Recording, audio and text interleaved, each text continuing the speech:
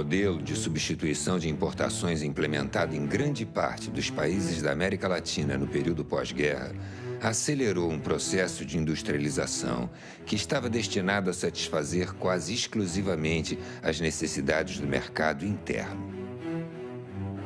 O papel ativo do Estado tem uma importância decisiva nesse processo, investindo em obras de infraestrutura, expandindo os serviços públicos, produzindo bens. No final da década de 80, surge um discurso neoliberal com duras críticas ao Estado desenvolvimentista e com a propaganda feroz gabando as bondades do mercado.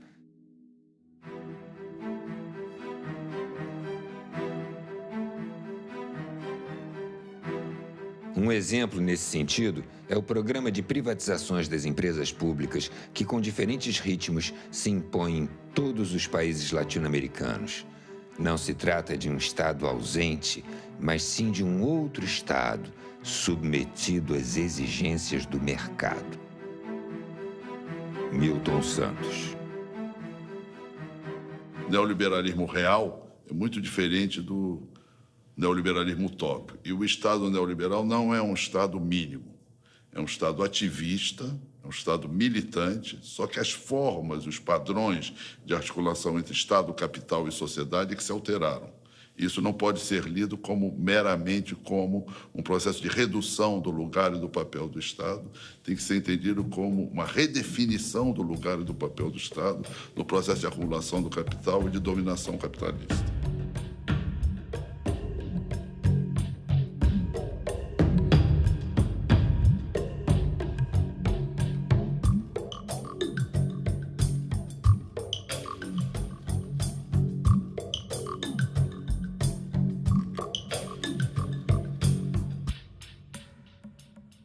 Fernando Collor e Fernando Henrique Cardoso, os Fernandos comprometem o Brasil num projeto de inserção na globalização mundial e, ao mesmo tempo, subpriorizando o desenvolvimento das forças produtivas internas. E, para isso, então, você faz o quê? Desmantela a proteção aduaneira, desmantela as instituições públicas ligadas ao processo de desenvolvimento das forças produtivas. É uma coisa impressionante. É absolutamente impressionante o que aconteceu.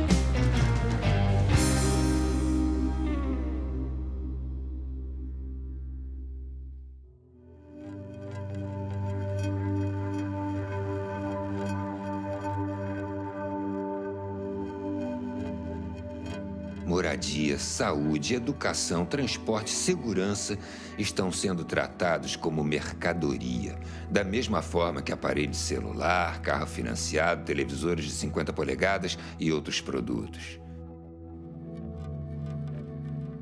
Sem contar que o primo rico da história, o sistema financeiro, é o grande beneficiário sem produzir nada, além de acumular papel pintado e moedas plásticas.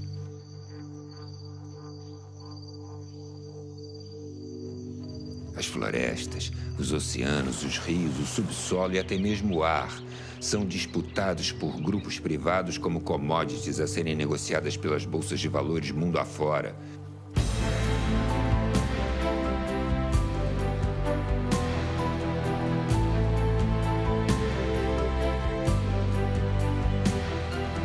Imagine, cidadão, que o ar que você respira agora no raso da Catarina pode estar sendo vendido em Singapura. Ou as águas do Rio Amazonas, que há milênios correm no mesmo leito, passarão a ser chamadas de Blue Gold, ouro azul, e passariam a propriedade de meia dúzia de empresas que vão tentar te convencer de que a água paga é melhor do que o livre acesso à água para todos. Ao denunciar a quebradeira do Estado nos anos 90 do século XX, demonstramos que todo o patrimônio formado a partir de um sacrifício coletivo, seguindo a tendência de uma época, foi privatizado a preço de banana. Queremos com esse filme deixar aberto um debate sobre o futuro, no qual consideramos as grandes manifestações que aconteceram no Brasil, sobretudo as de 2013, como um termômetro das demandas da sociedade. O neoliberalismo no mundo e no Brasil, a partir dos anos 90, ele é uma vingança da economia sobre a política. O que acabou acontecendo com esse esvaziamento da política da democracia é o predomínio do capital. Né?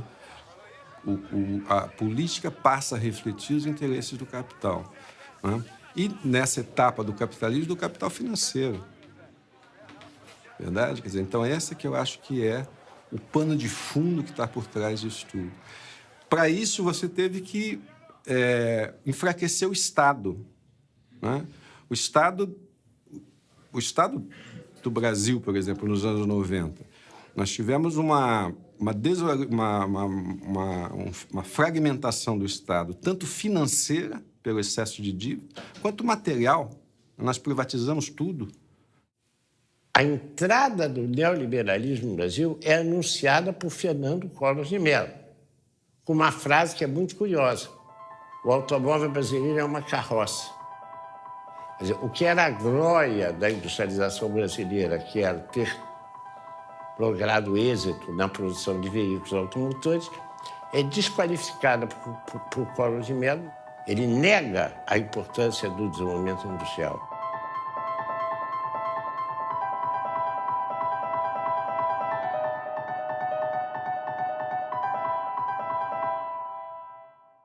Fernando Henrique Cardoso é muito mais sofisticado. Ele não faz esse tipo de discurso. Ele faz um outro discurso. O Brasil tem que se inserir dentro das tendências mundiais. A tendência mundial é a globalização. Exportar é a solução para o Brasil. O Brasil precisa voltar a ser uma economia exportadora. Forte economia exportadora. Isso é levado às últimas consequências associadas com a ideia da privatização. Foi ocupando cada poro do Estado brasileiro. Quando eu fui para o governo federal, eu fiquei muito impressionada com isso.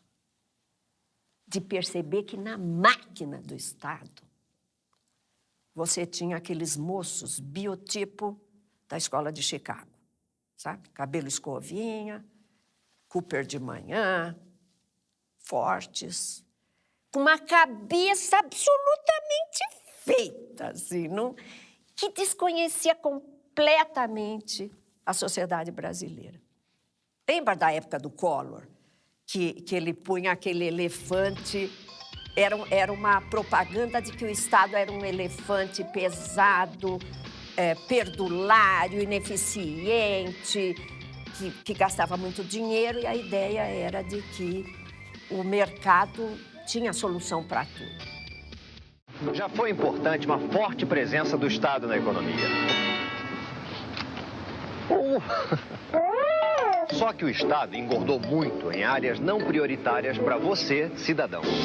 Ficou pesado. Com a desestatização, o Estado vai investir pesado em saúde, educação, habitação, saneamento e segurança. Um Estado pesado incomoda muita gente. Incomoda mesmo. Governo do Brasil, a prioridade é o cidadão. Ao longo dos anos 1990, o apoio da mídia às privatizações foi total, repercutindo e massificando o discurso neoliberal. Desestatização, porque o Brasil não pode ficar para trás. A mídia tem um papel fundamental nesse processo, né? Porque a mídia os meios de comunicação em geral, né? Lato sensu, né? Quer dizer, é televisão, é rádio, é cinema, internet, tudo isso tem uma influência enorme para formar a opinião das pessoas, né? E a mídia, naquela época, teve um papel importante, inclusive no ataque àqueles economistas que alegavam que aquela política neoliberal seria prejudicial ao desenvolvimento brasileiro, chamando esses economistas de dinossauros.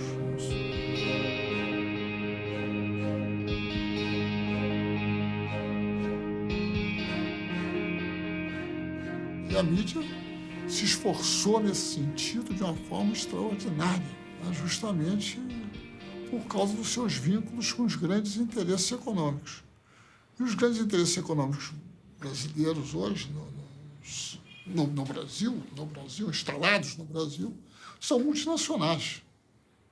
E os nacionais, muitas vezes, também estão vinculados a eles. O povo brasileiro perdeu o controle sobre suas principais riquezas, que foi o minério, que foi os transportes e também, que pouca gente se lembra, a venda de 40% das ações da Petrobras pertence a acionistas capitalistas, que a maioria deles moram nos Estados Unidos, porque o que interessa é a contabilidade das empresas.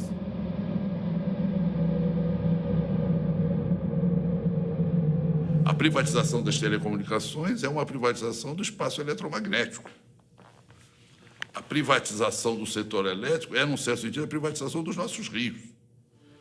A privatização das grandes mineradoras é a privatização de parte do nosso território. Quer dizer, territórios controlados pela Vale do Rio Doce, por grandes empresas mineradoras, hoje são distritos privados. Tem a dimensão da perda de elementos fundamentais da soberania nacional transferidos para o setor privado e, em boa parte, setores internacionais.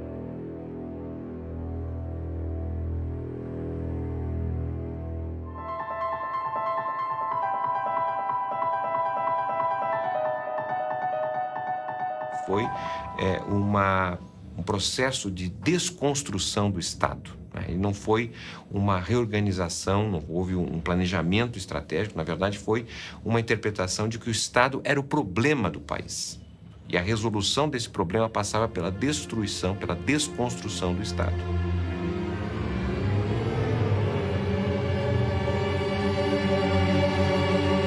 E nesse sentido nós tivemos um processo de privatização que, segundo nossos estudos, foi o segundo maior processo de privatização da década de 90. Ele foi apenas menor quando comparado com a desconstrução do antigo experiência da União Soviética, que foi a desconstrução ali da transição de um regime socialista para um regime de economia de mercado. Então, a nossa desconstrução nos anos 90, que valeu a geração de receita de ao redor de 100 bilhões de dólares, que naquele momento, nos anos 90, equivaleu a cerca de 15% de todo o PIB, que foi transferido do setor público para o setor privado. E, em grande parte dessa transferência, significou um engrandecimento em termos de riqueza de determinadas famílias e grupos estrangeiros, sem a contrapartida, porque nós tivemos, simultaneamente a essa privatização, uma redução de 500 mil de postos de trabalho. Essa é uma estratégia americana que ela parte do princípio que, num mercado totalmente livre, as empresas americanas, as mega empresas multinacionais americanas, por seu dinamismo tecnológico, pela sua escala, pelo seu poder financeiro, prevalecerão sobre as outras. E o neoliberalismo é isso, é você dizer, olha, o Estado é o grande adversário da eficiência econômica. Então, é necessário reduzir o Estado ao mínimo. Aí vem as privatizações, né?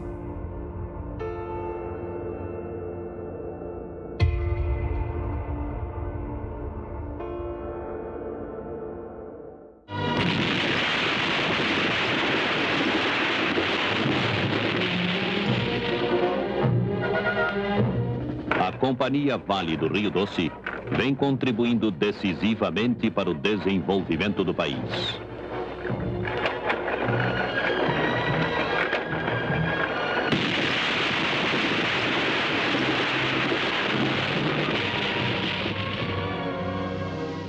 A Vale do Rio Doce foi criada em 1942 pelo presidente Getúlio Vargas.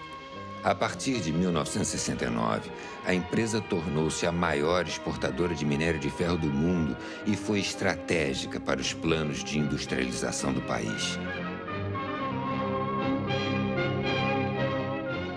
A Vale foi privatizada em 1997 por um valor irrisório em relação ao seu patrimônio e ao seu potencial. Naquela época, já se tinha notícias da reserva mineral da Serra Sul, em Carajás, onde se estima haver 10 bilhões de toneladas de minério. Hoje, este é considerado um dos maiores projetos de extração da empresa, chamado de Projeto S11D. Houve forte resistência de trabalhadores, sindicatos e da sociedade civil, que chegaram a conseguir por diversas vezes na justiça o adiamento da data do leilão. A Vale foi vendida por cerca de 3 bilhões de dólares naquela época. Menos de um ano depois da venda, o faturamento da empresa foi superior a 10 bilhões de dólares, ficando nítido que a resistência à privatização tinha fundamentos. Uma empresa estatal, ela olha vários outros aspectos que uma privada não pode, não cabe a uma privada olhar. Não é pecado ela não olhar, não lhe cabe olhar isto. A empresa estatal, ela tem esse objetivo maior de olhar o conjunto do país, onde ela possa colocar os seus recursos ou as suas expertise, né, de forma favorável para o país. Ela tem que olhar também para a questão da industrialização associada aos seus projetos. No caso, era uma obrigação da Vale fabricar trilhos aqui e projetar vagões para o Brasil, locomotivas, estimular o desenvolvimento direto de uma indústria ferroviária própria, ter esses cuidados. A estatal tem que ter esses cuidados.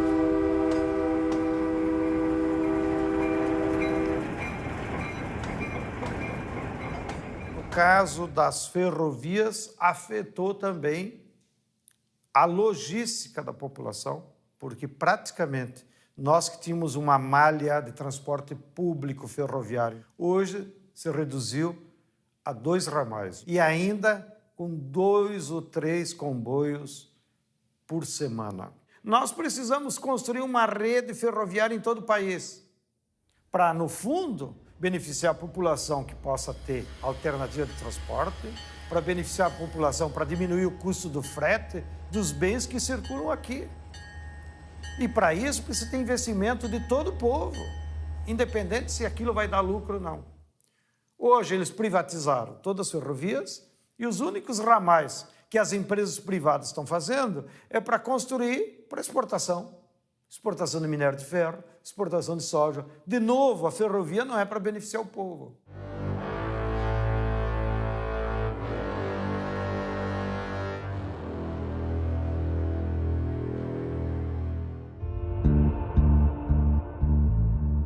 O saldo da privatização do setor elétrico foi desastroso para todo o Brasil.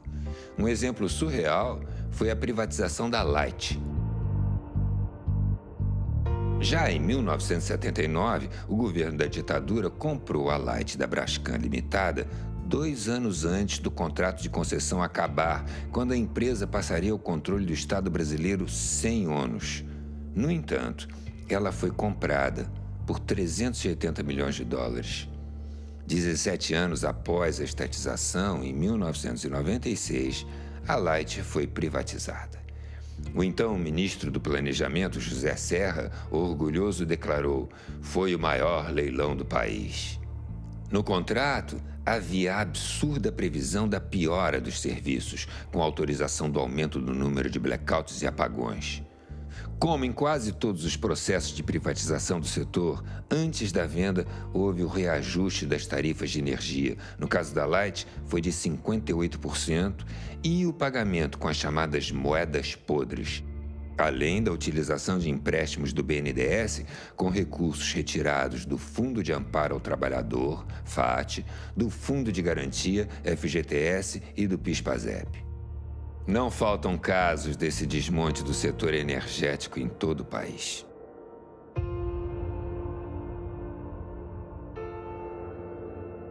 A condução da privatização do setor elétrico brasileiro foi absurda. E, como na geração não foi feito investimento e também muito pouco na transmissão, na hora que a economia cresceu um pouquinho, que foi o ano 2001, entrou em colapso. Não havia capacidade instalada para atender a demanda e faltou energia no Brasil. Houve um racionamento mano-militar, né? As famílias foram obrigadas a reduzir seu consumo sob ameaça de desligamento. E a Light apagou o Rio de Janeiro. Isso foi logo no primeiro verão após a privatização. O que mostra o insucesso da privatização. Se o Estado ia mal, sem ele, pior ainda. As reclamações quanto à má qualidade dos serviços, apagões e acidentes são comuns em quase todos os estados. O Ministério Público, no Rio de Janeiro, após trocas de acusações entre as empresas, responsabilizou pelos incêndios em galerias e explosões em bueiros tanto a Light como a concessionária de gás canalizado SEG, também privatizada em 1997. A privatização no Brasil começou pela distribuição, seguiu na transmissão e a última a ser atingida foi a geração. A barragem interrompe a passagem da água e isto só pode ser uma função do Estado, dado a sua intervenção física, não só no sistema físico, como também social, porque a área é, às vezes, utilizada para várias outras coisas e populações são atingidas, não é? Então, o papel do Estado aí, né, na geração elétrica se torna mais flagrante, a ideia do monopólio natural devido a essa forma de geração. É uma história muito triste, no caso da energia elétrica, porque o Brasil, que tinha na hidroeletricidade a grande componente da matriz energética brasileira, que era, do ponto de vista mundial, economia de grande porte, o Brasil tinha a matriz energética melhor do planeta, ainda é muito boa, mas perdeu muito metendo os seus pés pelas mãos. E se meteu os pés pelas mãos de tal maneira que o Brasil, que tinha uma das tarifas de energia elétrica mais baixas do planeta, hoje já tem uma das mais elevadas do planeta.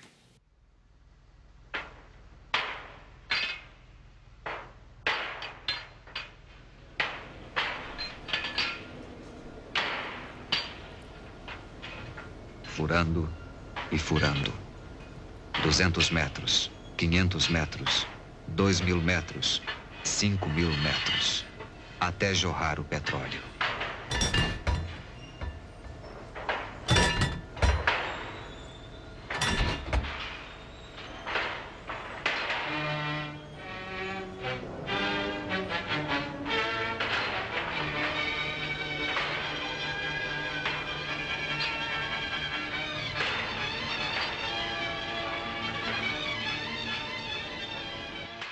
Quando o neoliberalismo, a onda neoliberal atingiu o Brasil, da qual resultou a revisão constitucional de 98, a joia da coroa das privatizações brasileiras, das empresas estatais brasileiras, era a Petrobras.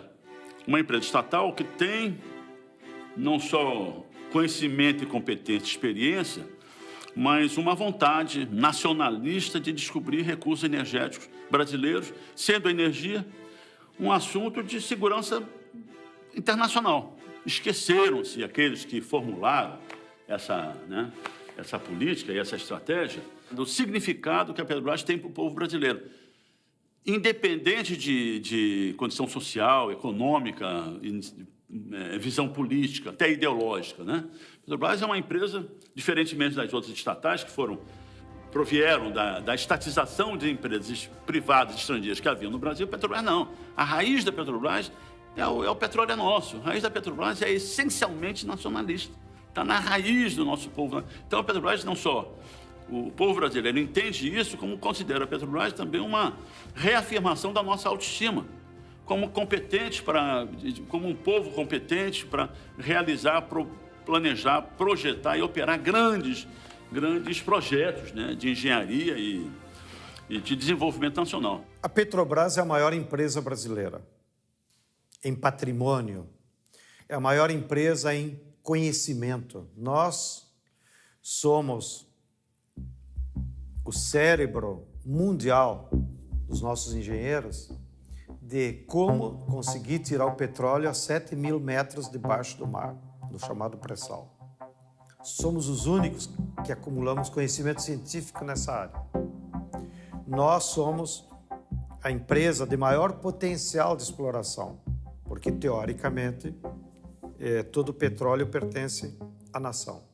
O Fernando Henrique, como é uma empresa grande e era a pérola da coroa, ele tentou privatizá-la e transformá-la numa empresa comum. Inclusive mudando o nome, né? Para Petrobras, porque eles diziam que os gringos não conseguiam pronunciar o Brás com S. Olha o nível de mediocridade dessa nossa burguesia subalterna, da qual o Fernando Henrique foi o seu principal porta-voz e representante.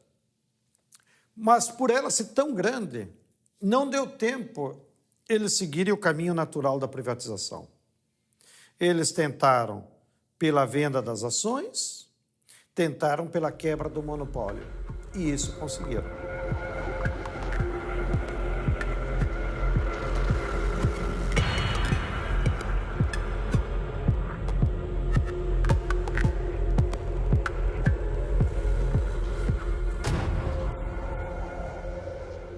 E a Petrobras é o que é porque teve a reserva do mercado interno para si.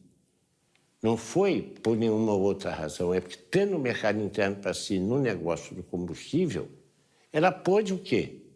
Acumular recursos, competência, visão de futuro, departamento de geologia e poder se converter na empresa que se converteu. Entretanto, repare que a privatização, no caso da Petrobras, o que é que ela fez? Cortaram pernas da Petrobras. Cortaram a perna petroquímica da Petrobras, cortaram a perna dos fertilizantes da Petrobras. Que essa é uma projeção da ideia de ir descaracterizando a Petrobras como uma empresa ligada ao desenvolvimento das forças produtivas nacionais.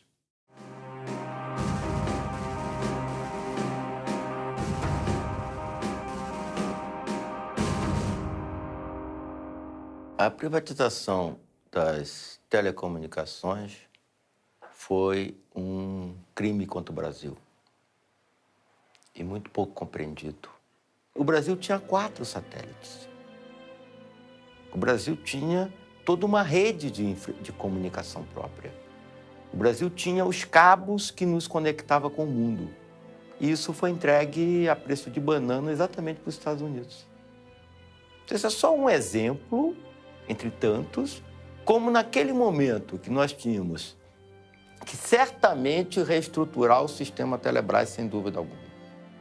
Mas o modelo adotado foi um modelo completamente antinacional, um modelo que transferiu o controle das comunicações brasileiras para fora do país, né? Um modelo que tornou as comunicações brasileiras exportadoras líquidas de capital, que não era, né? Um modelo que destruiu o parque industrial tecnológico que o Brasil tinha em cima das telecomunicações. O sistema Telebrás recebeu fartos investimentos a partir de 1996 e, após ser desmembrado em 12 empresas, foi a leilão em 1998. 2 dias antes da venda, havia 100 ações movidas em todo o país contra a privatização. No dia do leilão, manifestantes e policiais entraram em confronto nas imediações da Bolsa de Valores do Rio de Janeiro com um saldo de 11 presos, 48 feridos e a entrega do sistema de telecomunicações brasileiro ao capital privado. A Telebrás foi comprada por empresas italianas, portuguesas, espanholas e norte-americanas. O que era bom para eles não era bom para o Brasil. Em 2013, a empresa espanhola Telefônica divulgou um balanço de sua receita global, em que apontava as operações no Brasil como as que davam o maior faturamento à empresa. Os lucros obtidos no Brasil pela Telefônica servem para sustentar a expansão de sua matriz na Europa.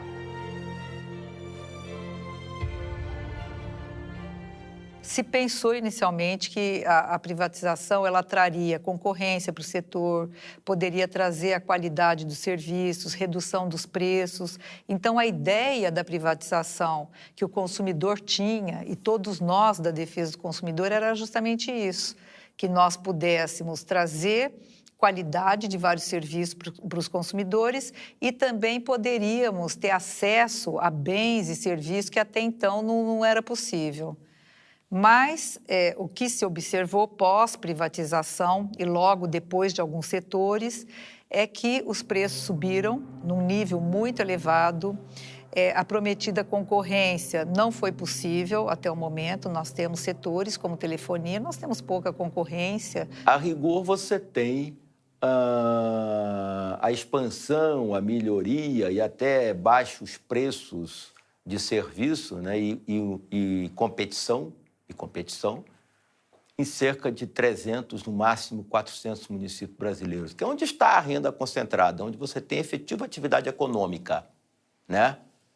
Na maior parte do país, onde a atividade econômica é baixa, a renda é baixa, né, você tem um operador monopolista, que no caso hoje é a Telemar Oi, que pratica a partir daí preços de monopólio, né? Aproveita e pratica preços de monopólio.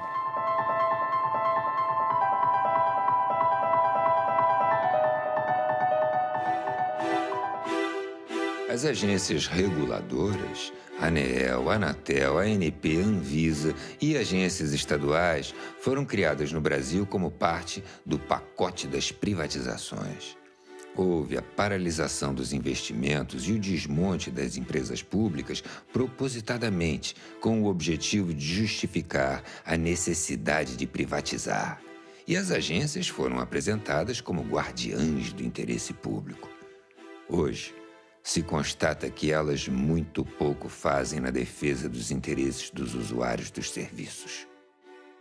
Elas foram pensadas justamente para trazer ali uma certa independência, para poder agir de forma independente, mas o que se vê é a captura dessas agências. Hoje, elas são capturadas, elas têm ali o comando do próprio governo e, portanto, elas não são independentes e não podem fazer um trabalho que pudesse realmente equilibrar o mercado. As agências reguladoras foram pensadas para permitir o capital vir para os países como o Brasil. Elas são um instrumento do neoliberalismo. É o caso da ANP. A ANP, a ANEL também, né? Elas são empreendimentos que visam favorecer as condições do capital. Eu não acho que elas tenham um papel que deviam ter público. Elas são, inclusive, inúteis. Era melhor que a Petrobras cuidasse do petróleo e não houvesse leilão nenhum.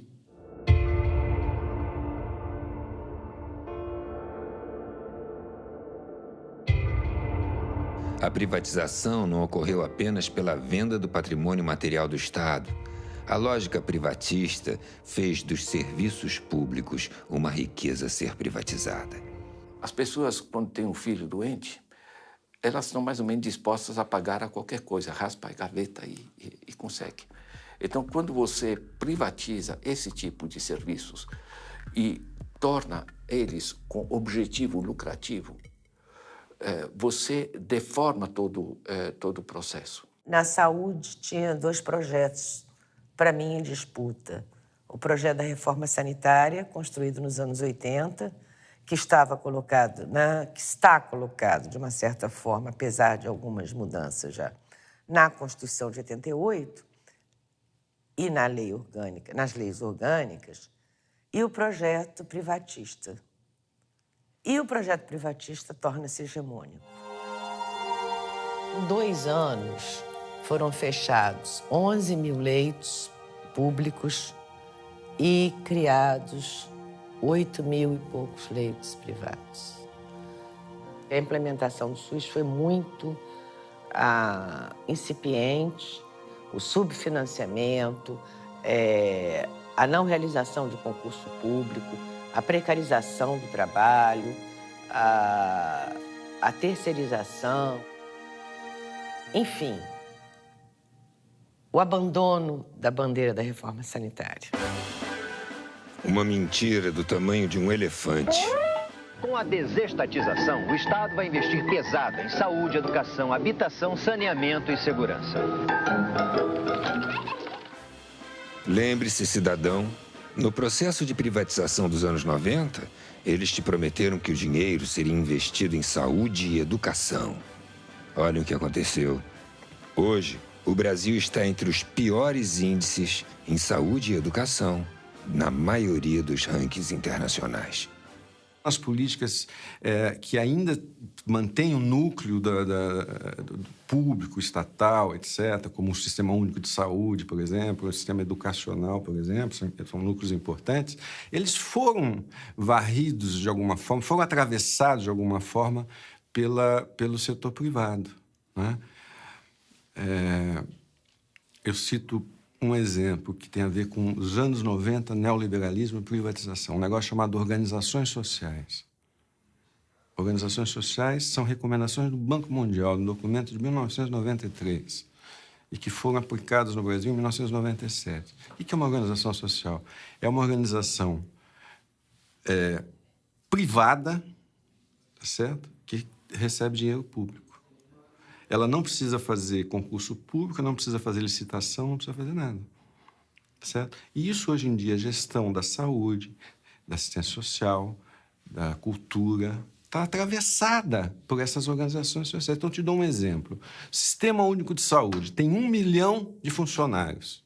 70% dos funcionários são ou terceirizados ou fazem parte de organizações desse tipo. Eu pergunto, é possível você ter uma gestão pública eficiente se 70% dos funcionários são privados?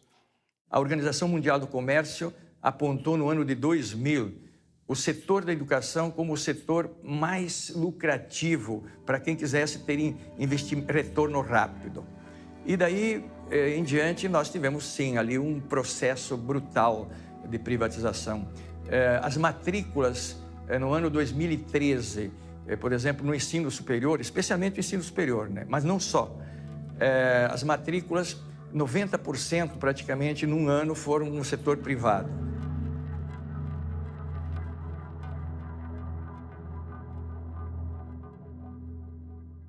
Professor, por exemplo, hoje é tratado como um entregador de conhecimento.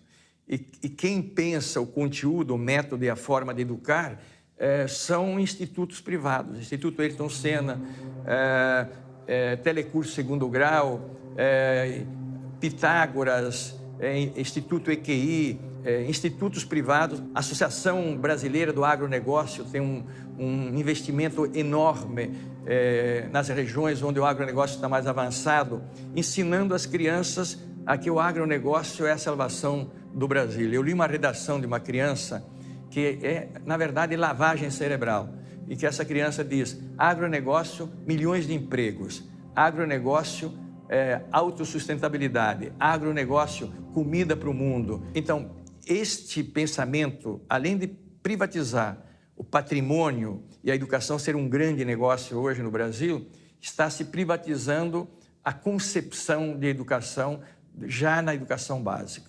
Durante os governos neoliberais na década de 90, praticamente todos os países que estavam com governos neoliberais, incluído naturalmente o Brasil com o governo Fernando Henrique Cardoso, privatizaram dentro do sistema educacional uma dimensão que na política educacional deve ser fundamentalmente pública em qualquer sistema democrático, que é a definição do conhecimento oficial. Ou seja, o que se ensina nas escolas e como se ensina passou a ser um problema de comissões de especialistas e técnicos, muitas delas internacionais e muitas delas sob o controle e a tutoria do Banco Mundial, por exemplo, que começaram a definir os parâmetros curriculares a partir dos quais se definia o que devia ser ensinado nas escolas. O que deve ser ensinado nas escolas em qualquer país do mundo é um problema de deliberação pública, um problema que atinge a sociedade. Não só aqueles que estão dentro da escola, sino também os que estão fora da escola. Deve ser um problema de deliberação e de construção coletiva.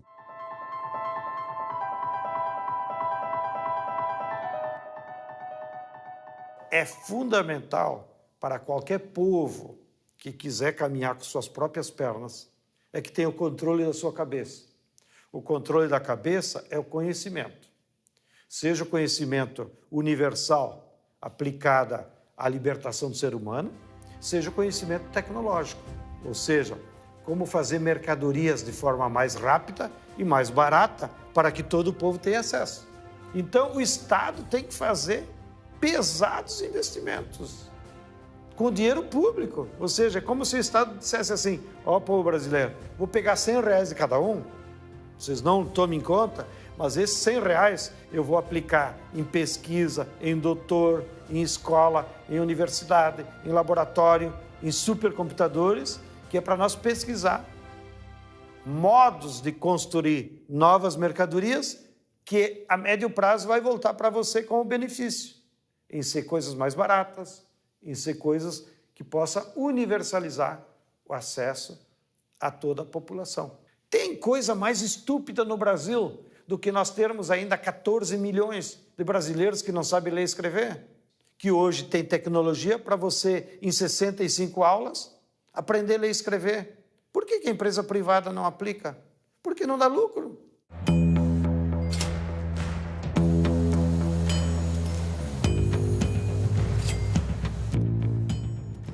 A questão da habitação, quando nós estamos falando de cidades e não do campo, da zona rural, ela é uma questão urbana, né? Ninguém mora dentro da casa, as pessoas moram na cidade. Ou seja, você tem que ter sua casa conectada à rede de água, à rede de esgoto, à energia elétrica, à iluminação pública, à escola próxima para os seus filhos, o abastecimento, o transporte que te leva aos lugares. Então, nós estamos falando, quando falamos de habitação, de um pedaço de cidade.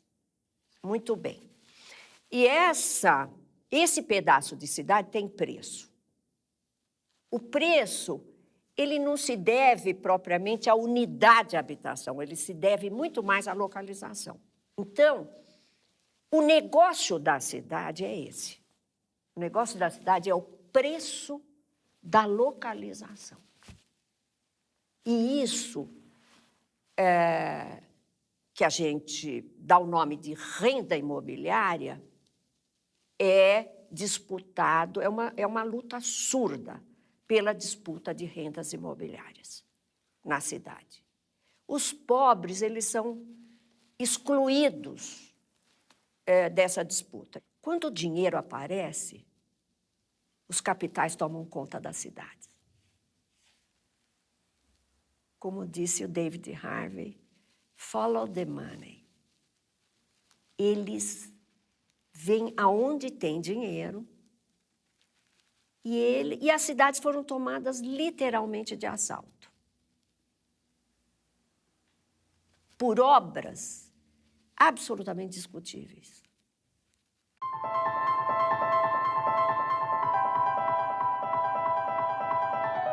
Por que são despejadas 1.500 famílias quando, pela Constituição brasileira, o direito à moradia é absoluto, foi colocado pela Emenda 29, e o direito à propriedade não é absoluto. Ele é relativizado pela função social da propriedade. Por quê? Há uma conjugação entre capital imobiliário e capital de transporte, que, no caso de algumas cidades, é agravado pelo fato de que os transportes são um monopólio privado. Os transportes públicos, paradoxalmente, não são públicos, são privados, e, portanto, seguem a lógica da valorização do capital no setor de transporte. São raríssimas as experiências no mundo onde você tem transporte público de massa privatizado. A Argentina privatizou na década de 90 e reestatizou agora. A Margaret Thatcher, no auge dos anos 80, não privatizaram o sistema de manutenção do metrô, mas não privatizou o metrô de Londres. Aqui, nos anos 90, nós fomos além da Thatcher. Tá certo? Ou privatiza ou faz concessão. Né? Concessão para o setor privado. O setor privado quer lucro. em alguma medida, isso tem a ver com o fato que, de 1994 até hoje, as tarifas de transporte urbano, por exemplo, em São Paulo, subiram o dobro da inflação. O passe livre é possível? É. Em determinadas condições, é possível. E ele é um dado de uma utopia muito importante. Muito, muito importante. Porque, como Milton Santos já falou, o jovem ele vive um exílio na periferia. O que é o exílio na periferia? É o cara que não pode sair de lá, porque ele não tem transporte ou porque ele não tem dinheiro para o transporte, se o transporte existe. O que se espera de um jovem que mora num bairro onde ele não tem equipamento esportivo, cultural, artístico, e ele não tem mobilidade? Ele é exilado.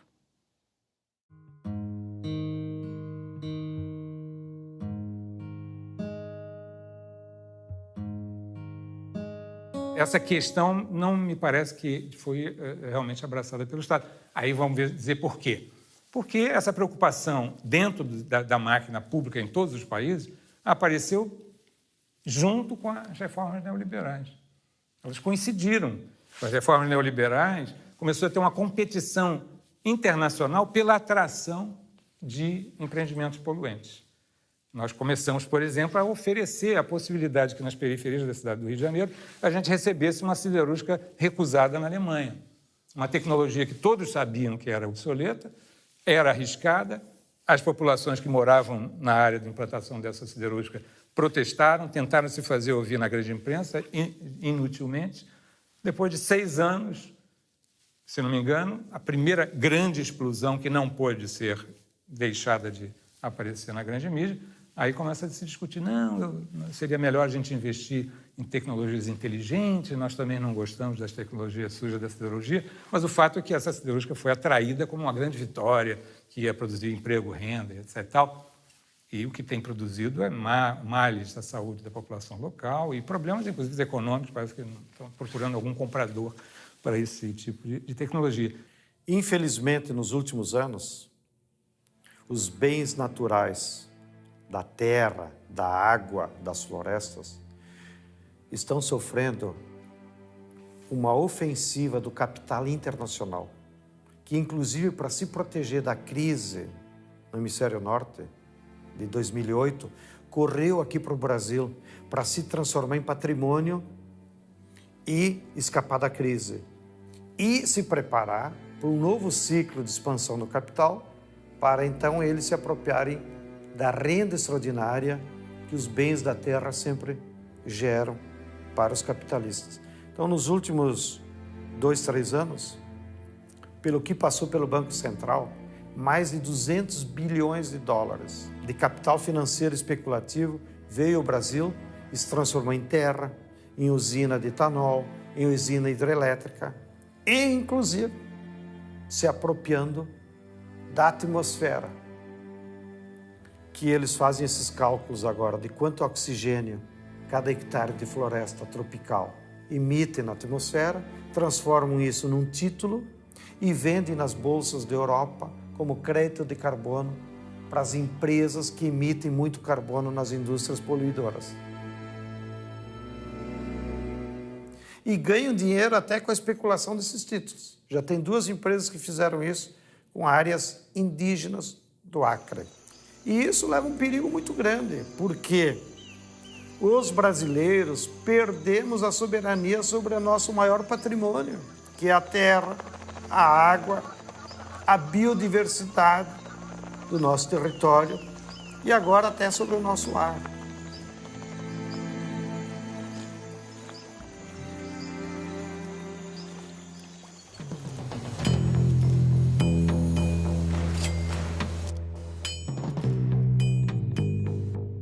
A defesa da economia nacional que o Lula fez só foi implementável porque tinha esses bancos, pelo Banco do Brasil, pelo BNDES e pela Caixa Econômica.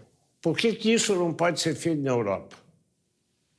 Porque, primeiro, que os europeus abriram mão da soberania monetária, né, com a União Europeia. Em segundo lugar, a maior parte dos bancos públicos foram desmantelados.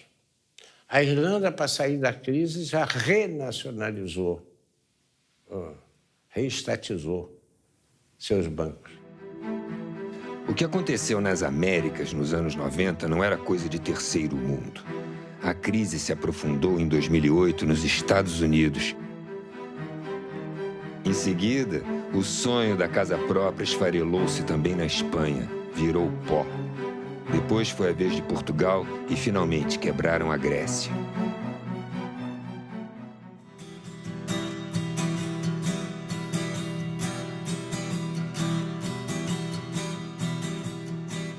Então, a primeira coisa que eu diria a você, que me assusta muito, é a desconstrução da identidade brasileira. Em segundo lugar, de forma associada, é a ausência de um projeto nacional. Eu não consigo perceber um projeto educacional claro, explicitado. Como eu tampouco consigo perceber um capítulo cultural explicitado. Como não há um capítulo industrial explicitado. Se você perguntar hoje por onde a industrialização brasileira pode prosseguir, saiu de pauta como tema de discussão. Então, há um processo ideológico, acho eu, assustador, pelo qual nós estamos renunciando à ideia do Brasil ser. Como é que nós vamos superar essa crise, então? Só tem um caminho. É quando voltar a ter luta social que gere um reascenso do movimento de massa na rua. Essa energia das ruas vai obrigar a esquerda a voltar a discutir, se preparar e debater um projeto de nação. Um projeto de nação não capitalista, não naqueles formatos da década de 50, um projeto da nação dirigido pela burguesia. Um projeto de nação no sentido de organizar a economia para atender às necessidades da população. Não se trata de ter esperança, se trata de fazer mobilização e conquistar. Né? Se nós ficarmos esperando o Estado se transformar, ele não vai se transformar. Né? Ele vai continuar sendo do jeito que ele é, conservador, como ele foi concebido por quem o concebeu. A sociedade se move com a participação dos trabalhadores. Nós só teremos serviços públicos de qualidade, gratuitos, de transporte, saúde, moradia, educação, com pressão popular. Os movimentos de junho demonstraram isso. Nós queremos um Estado que seja um Estado voltado para os interesses da população, não um Estado voltado para os interesses do mercado, por exemplo. E a mobilização dos trabalhadores é essencial para que esse Estado seja um Estado plural e não um Estado excludente.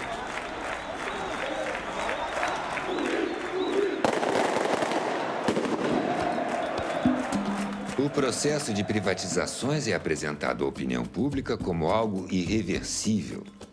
As lutas populares, que em alguns casos foram extremamente sangrentas, já demonstraram que isso não é verdade. As privatizações selvagens foram revertidas, como, por exemplo, na Bolívia, com a privatização da água e do gás, e na Argentina, com a privatização do petróleo. Até a Islândia, um país que quebrou inteiro porque seguiu o receituário neoliberal de Washington, reverteu o processo de privatizações e voltou a se desenvolver.